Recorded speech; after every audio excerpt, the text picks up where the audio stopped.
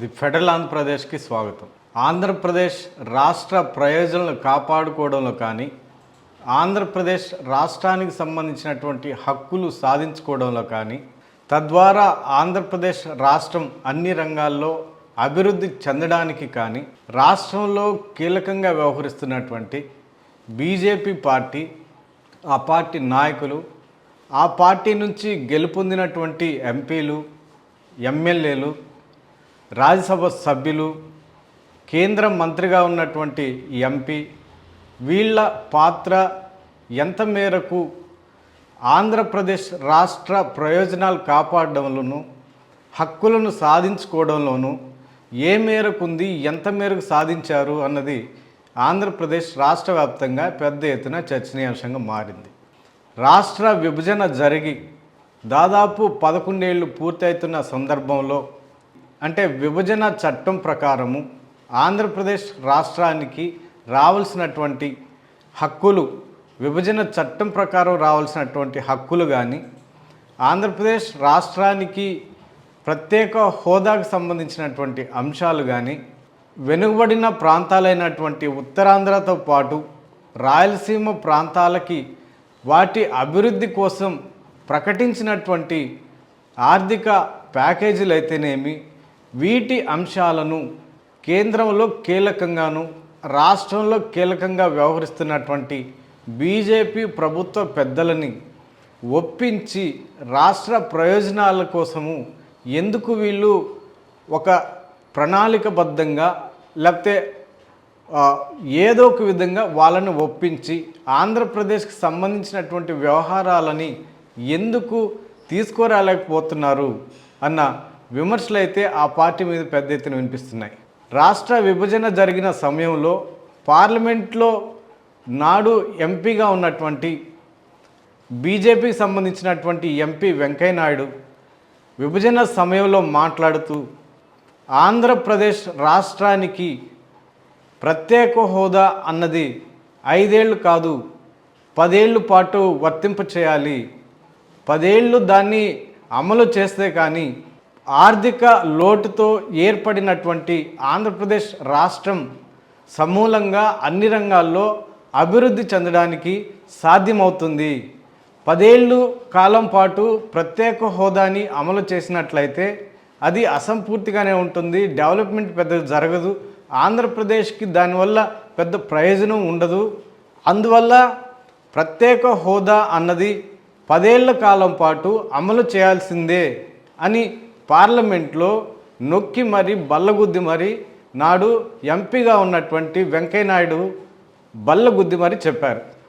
దానిని సపోర్ట్ చేస్తూ అప్పుడు బీజేపీ ఎంపీలుగా ఉన్నటువంటి చాలామంది ప్రముఖులు వెంకయ్యనాయుడు చేసినటువంటి ప్రతిపాదనని, డిమాండ్ని సమర్థిస్తూ పెద్ద ఎత్తున ఆంధ్రప్రదేశ్ రాష్ట్రానికి 10 ఏళ్ల పాటు ప్రత్యేక హోదాని అమలు చేయాల్సిందే అని బీజేపీ నాయకులు పెద్ద ఎత్తున అప్పట్లో డిమాండ్ చేశారు. తర్వాత 2014 ఎన్నికల సందర్భంలో ఆంధ్రప్రదేశ్ రాష్ట్రానికి ఎన్నికల ప్రచారం కోసం వచ్చినటువంటి ప్రధానమంత్రి నరేంద్ర మోడీ కూడా తిరుపతి కేంద్రంగా ఆయన మాట్లాడుతూ నాడు బీజేపీ ఎంపీలు పార్లమెంట్లో మాట్లాడిన విధంగానే ఆంధ్రప్రదేశ్ రాష్ట్రానికి 10 ఏళ్ల పాటు ప్రత్యేక హోదాని అమలు చేసి తీరుతాము, మమ్మల్ని నమ్మండి, ఓటు వేసి గెలిపించండి, బీజేపీ ఎన్డీఏ కూటమి ఆంధ్రప్రదేశ్ రాష్ట్ర ప్రజల పక్షాన ఉంది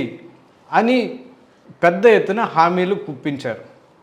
ఎన్నికల అనంతరం దాని గురించి మర్చిపోయారు.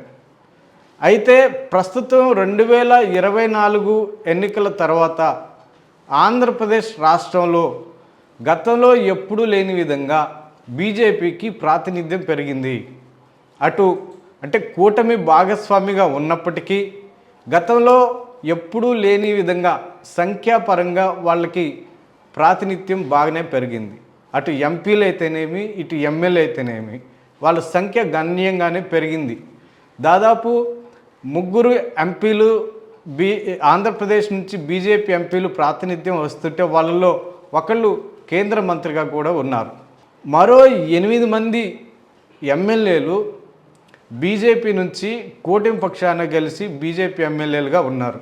అంటే గతంలో అంటే 2014లో కానీ 2019లో కానీ ఆ మాత్రం సంఖ్య వారికి లేదు.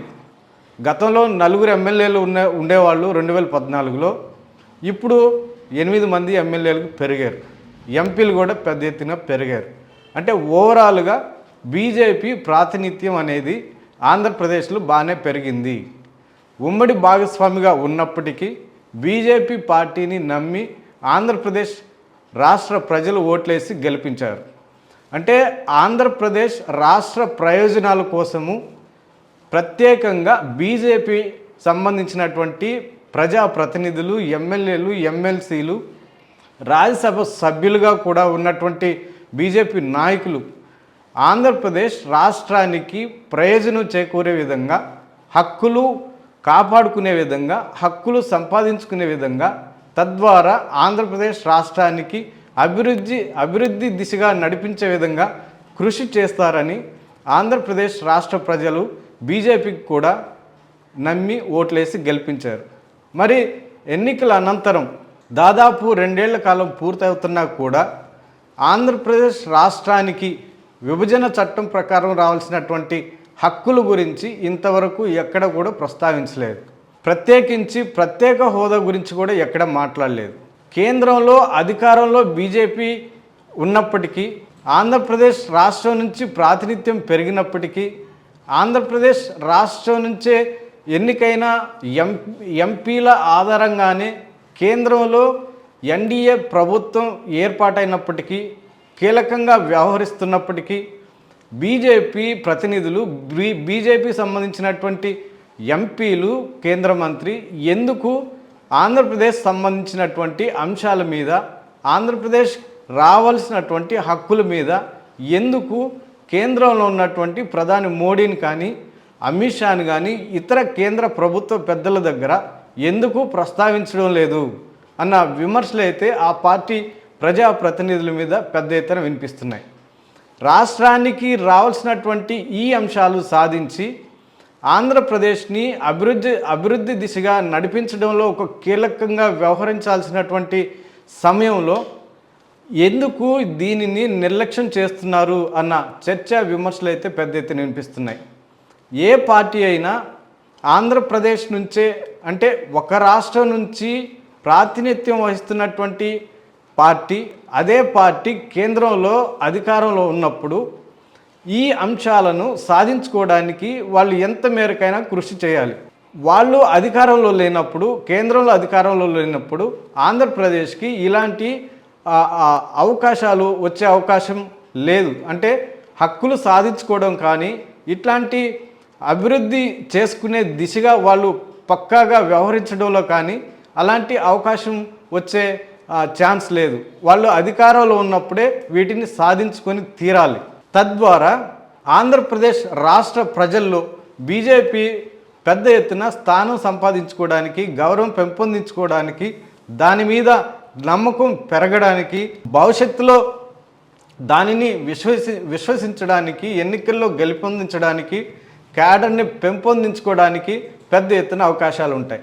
కానీ ఆ దిశగా బీజేపీ ప్రభుత్వ పెద్దలు, బీజేపీ పార్టీ నాయకులు ఎందుకు నడుం బిగించడం లేదు, ఎందుకు కార్యాచరణ తీసుకోవడం లేదు, ఎందుకు కేంద్ర ప్రభుత్వ పెద్దల దగ్గర ఈ విషయాలని ప్రస్తావించడం లేదు అన్న విమర్శలు అయితే పెద్ద ఎత్తున వినిపిస్తున్నాయి.